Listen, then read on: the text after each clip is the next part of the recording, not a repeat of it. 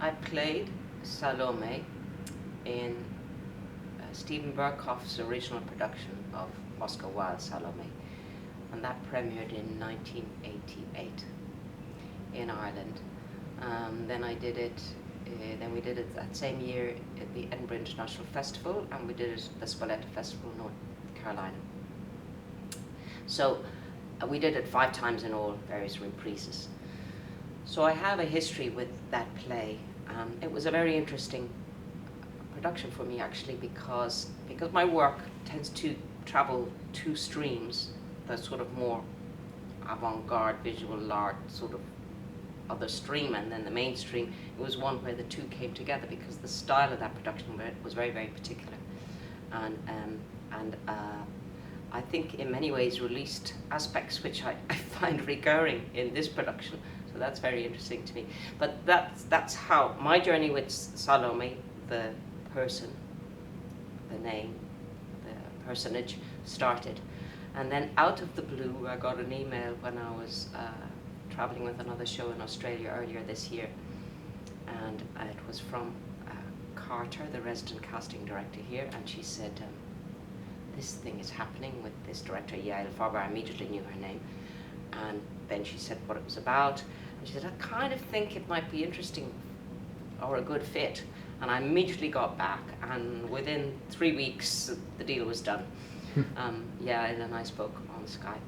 So I was fascinated by the whole idea of working with Yaël, an international cast, John the Baptist speaking Arabic, a Syrian playing that role, all of those things.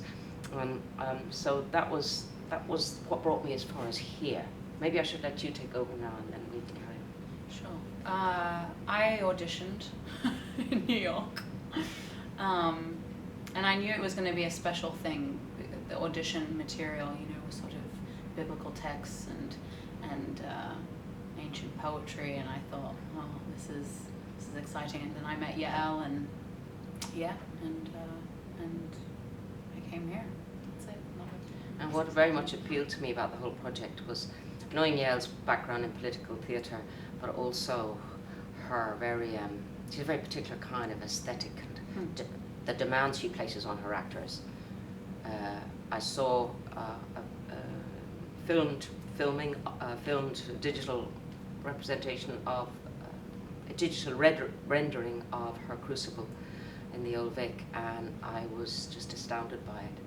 So I felt that this was certainly a piece where a lot of my concerns would get a chance to be aired, particularly the whole idea of the silenced. We did discuss on the Skype call that that Salome was a construct of history and our culture, and the whole idea of reclaiming her namelessness and saying, well, what did this child who danced for Herod really do? And why might she have done what she did? Was she an agent of change, an agent of revolution, as opposed to just doing dancing and demanding for the head at the whim of her mother?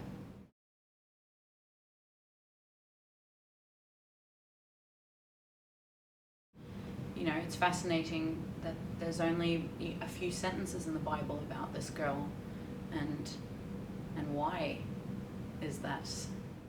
She reminds me now that we've done this work with her, for her, she reminds me very much of Antigone for some reason. She's like the circuit breaker, and the fact that she's sealed beneath the ground, she was sealed beneath the city, and has somehow erupted now in the middle of Washington, D.C. It's fantastic.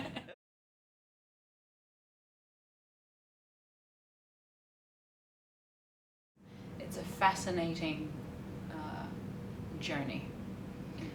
Yeah, and what I love, the very powerful thing that I'm sure she talked to you about as well at the audition, but was the idea of Salome herself being not just a colonized persona, but that her body is that territory, is that piece of land that is the most contested piece of land in the world, I travelled over to the Middle East, then to Israel and Palestine and West Bank and all of that, and bathed in the Dead Sea. And I kept looking at the map, and I could see it. I could see what she was talking about. I understood what Yaël was talking about when I saw that map. The shape of it, and this strange, almost volval shape in the middle, which is the Dead Sea.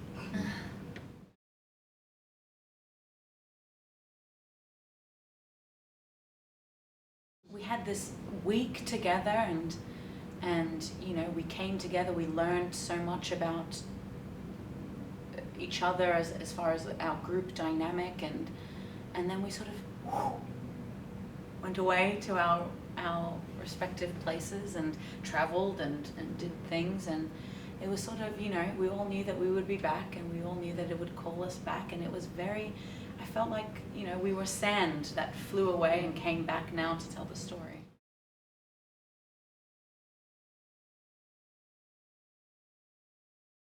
That was what was, it's extremely exciting to have that diversity in our work together, because I mean, Yaël very much also chooses people who are passionate.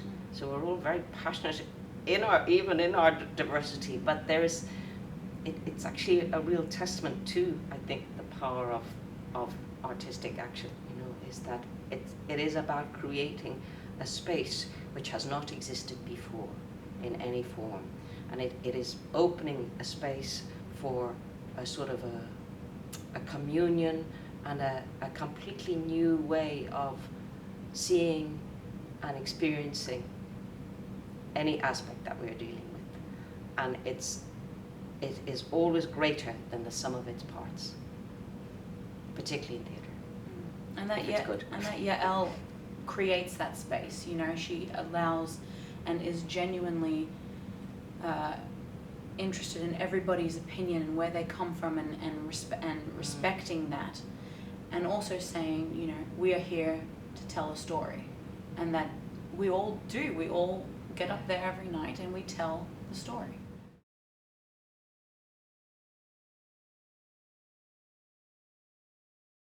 I have, with I'd say a couple of times anyway. But obviously, that way, Yaël's way is unique to her, you know. And but I have worked in that incredibly intimate way before. But I don't think it's ever been quite as open and as sort of dangerous in a very positive way. And I think that's very exciting about it.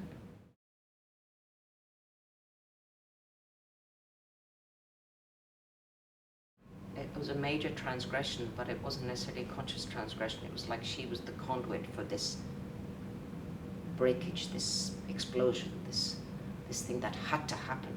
Because it's like the shadow, no matter how long, you know, you can keep something down for as long as possible, but something is going to break eventually. And there'll be revolution, there'll be violence, there'll be war, there'll be something. And Salome is the agent of that in this case, I think.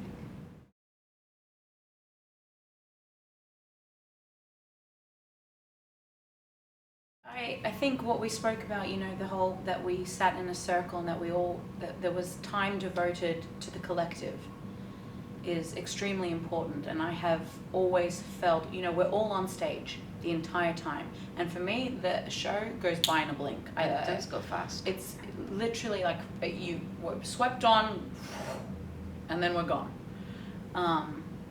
And I feel it is a very difficult show and it demands a lot, but I feel, you know, incredibly supported by the other 11 people on that stage, and the only reason that I'm able to do anything that I do is because of them, because of the group, you know, energy and dynamic, and that we're all there risking everything and being vulnerable in different ways, but, you know, that we're all committed to giving everything. And that is extraordinary. I think that's quite rare. I think that's something that's really palpable as well to people who see it. That's something they remark on as this sort of this thread that runs through everybody, which is that collective. That's what Yaël does so powerfully, you know, is create this collective. it's a sort of an electrical charge that goes through everything, that connects everybody, and that's a quite a, you know, it's not often you see that quite so with quite that integrity. I think it's rare enough.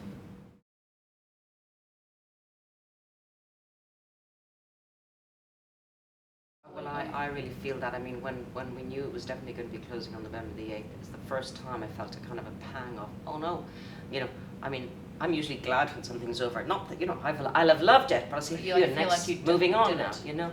But this one is just this feeling of slightly unfulfilled, you know, it's not fully fulfilled yet. So I think by hook or by crook, we're going to have to do it again. Yes. And I think this is, it sounds so cliche, but this is so important. It's very important, such an important story to be told on so many different levels. It hits so much that the idea of it being silenced is not an option. I mean, I think Yaël is very much, you know, her work is international anyway. It does spread, so it would be great to see it travel.